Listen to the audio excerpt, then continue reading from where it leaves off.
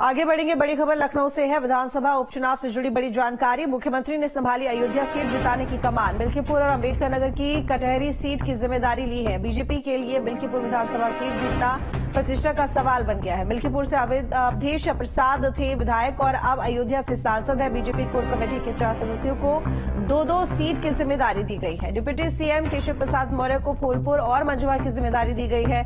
उप मुख्यमंत्री ब्रजेश पाठक को सीसामऊ और करहल की कमान सौंपी गई है। वहीं भाजपा प्रदेश अध्यक्ष भूपेंद्र चौधरी को मीरापुर बाकुंदरकी की जिम्मेदारी दी गई है। महामंत्री संगठन धर्मपाल को खैर और गाजियाबाद की जिम्मेदारी दी गई है। तो बता दें कि हर एक नेता को 2-2 सीटों की जिम्मेदारी यहां पर दी गई है। तो बता दें इस वक्त की ये बड़ी जानकारी और उपचुनाव को लेकर है ये बड़ी खबर। विधानसभा उपचुनाव और उत्तर प्रदेश में 10 सीटों पर उपचुनाव होने हैं। मुख्यमंत्री ने खुद अयोध्या सीट जिताने की कमान संभाली है। मिल्कीपुर और अंबेडकर नगर की कटहरी सीट की जिम्मेदारी ली है मुख्यमंत्री योगी आदित्यनाथ ने।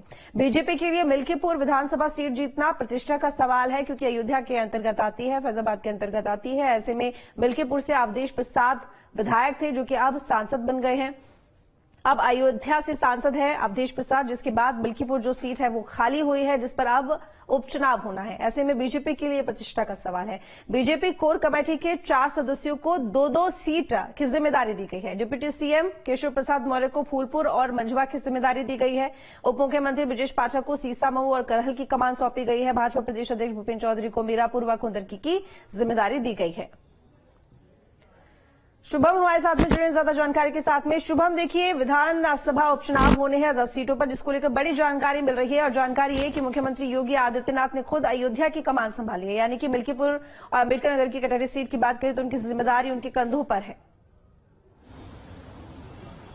जी बिल्कुल, देखिए 2024 के लोकसभा चुनाव में एक तरफ जहां भारतीय जनता पार्टी को जिस परिणाम की उम्मीद थी वैसा कुछ होता नजर नहीं आया, तो वही अयोध्या की हार ने कहीं ना कहीं भारतीय जनता पार्टी के भीतर एक टीस सी भर दी। लिहाजा अब मिल्कीपुर सीट, जहां से अवधेश प्रसाद जो अब अयोध्या के सांसद हैं वो वहां से विधायक हुआ करते थे, उस सीट पर उपचुनाव होना है।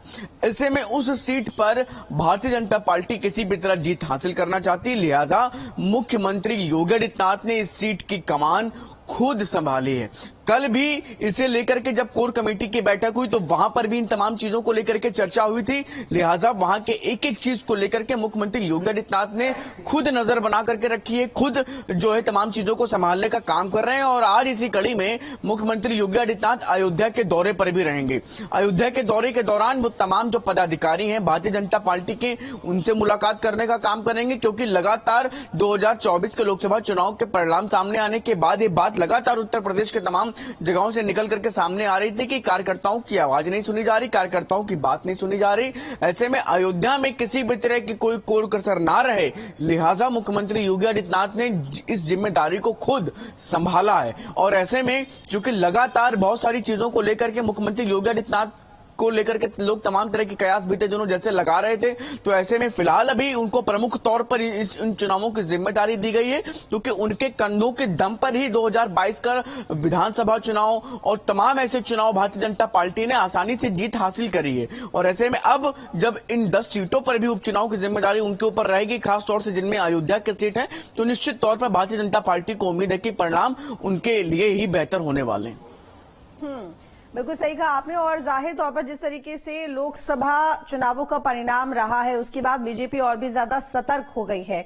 और अयोध्या सीट को जीतने के बाद, यानी कि फैजाबाद सीट की हम बात करें, सीट को जीतने के बाद जिस तरीके से समाजवादी पार्टी ने इस बात को प्रचार करने की कोशिश की है कि अयोध्या वासियों ने बीजेपी को नकार दिया है, एक वो जो यहां पर सेट करने की कोशिश की एजेंडा, उसको भी खत्म करने की जिम्मेदारी बीजेपी के ऊपर है। जी बिल्कुल, देखिए कि भारतीय जनता पार्टी इन चुनावों के माध्यम से अपना जो खोया हुआ आत्मविश्वास है उसको पाने का प्रयास करेगी। और यही वजह है कि अयोध्या जैसी सीट पर भारतीय जनता पार्टी को लेकर के समाजवादी पार्टी ने सबसे ज्यादा अटैक किया है। और जब इस सीट पर अवधेश प्रसाद सांसद बने हैं, तब से लगातार समाजवादी पार्टी हो चाहे इंडिया गठबंधन में कांग्रेस हो, ये दोनों ही लगातार भारतीय जनता पार्टी को लेकर के सवाल खड़े कर रहे हैं, क्योंकि भारतीय जनता पार्टी ने अयोध्या में तमाम ऐसे विकास कार्य किए, इसके बाद भी अगर परिणाम वैसे नहीं आए तो जिसकी जिसकी वजह से ही समाजवादी पार्टी और कांग्रेस लगातार सवाल खड़े कर रही थी। ऐसे में मिल्कीपुर सीट पर विधानसभा चुनाव होना है। भारतीय जनता पार्टी किसी भी कीमत पर इस सीट पर चुनाव में जीत हासिल करना चाहती है, लिहाजा इसीलिए मुख्यमंत्री योगी आदित्यनाथ ने किसी अन्य मंत्री या किसी अन्य नेता को जिम्मेदारी न देते हुए खुद ये जिम्मेदारी ली है। और ऐसे में आज भी वो अयोध्या पहुंच रहे हैं। करीब 2 दिवसीय दौरा है। 2 दिवसीय दौरे के दौरान उन तमाम चीजों को परखने का काम करते हुए जरूर नजर आएंगे, जिससे कि भारतीय जनता पार्टी के लिए इन सीटों पर जीत आसानी से हासिल हो सके।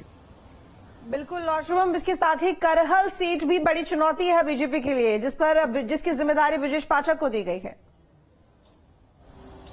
जी बिल्कुल, देखिए डिप्टी सीएम ब्रजेश पाठक को करहल की सीट की जिम्मेदारी दी गई है। समाजवादी पार्टी का गढ़ माना जाता है करहल, और ऐसे में अब क्योंकि बहुत ही मुश्किल चुनौती है डिप्टी सीएम ब्रजेश पाठक के लिए, अब देखना यह होगा क्योंकि काफी ज्यादा, क्योंकि इन सीटों पर जीत भारतीय जनता पार्टी के लिए बहुत ज्यादा, पार्टी के लिए और तमाम उन लीडर्स के लिए, कार्यकर्ताओं के लिए बहुत ज्यादा जरूरी है। क्योंकि ये इन सीटों पर अगर जीत भारतीय जनता पार्टी हासिल करती है तो निश्चित तौर पर जो टूटा हुआ मनोबल है 4 जून के बाद से, उसमें कहीं ना कहीं सुधार होता हुआ दिखेगा। और तो जो तमाम तरह के अलग अलग जो कार्यकर्ताओं की आवाज उठाने की काम कर रहे थे, जो कार्यकर्ता लगातार कह रहे थे, तो इन तमाम चीजों को भी बेहतर करने का प्रयास इन चुनावों के माध्यम से रहेगा। फिलहाल डिप्टी सीएम ब्रजेश पाठक को करहल की सीट की जिम्मेदारी दी गई है। देखना यह होगा कि इन सीटों पर क्या कुछ परिणाम आने वाले दिनों में सामने आते हैं। ठीक है शुभम, बहुत शुक्रिया आपका तमाम जानकारी के लिए। तो बता दें आपको कि बीजेपी 10 विधानसभा सीटों पर होने वाले उपचुनावों को लेकर अपनी कमर कस चुकी है, और ऐसे में जो कोर कमेटी के मेंबर हैं 4, उनको जिम्मेदारी दी गई है, यानी कि मुख्यमंत्री योगी आदित्यनाथ के ऊपर जिम्मेदारी है, और साथ ही डिप्टी सीएम दोनों केशव प्रसाद मौर्य और ब्रजेश पाठक के ऊपर भी जिम्मेदारी है। साथ ही यहां पर बीजेपी प्रदेश अध्यक्ष भूपेन्द्र चौधरी के कंधों पर भी जिम्मेदारी है, मीरापुर और कुंदरकी की, और महामंत्री संगठन धर्मपाल को भी खैर और गाजियाबाद की जिम्मेदारी दी गई है। तो कोर कमेटी के 4 मेंबर ये सभी इन सीटों पर तैयारी करेंगे और जीत की पूरी कोशिश करेंगे। अब देखना होगा कि आखिर किस तरीके से बीजेपी इन चुनावों को लड़ती है, लेकिन एक बड़ी चुनौती है, इन उपचुनावों में बीजेपी को खुद को साबित करना होगा।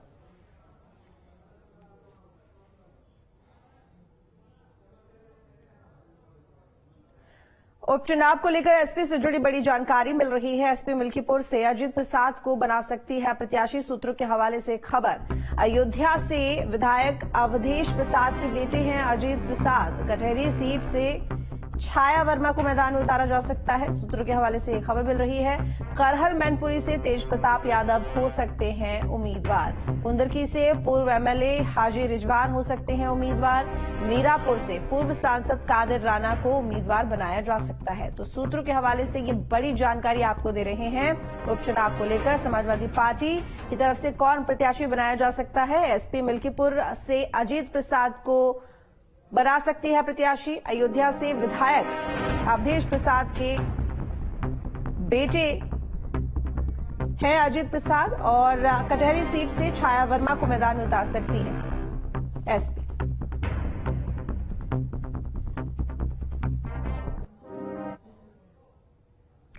तो प्रयागराज से बड़ी खबर, जहां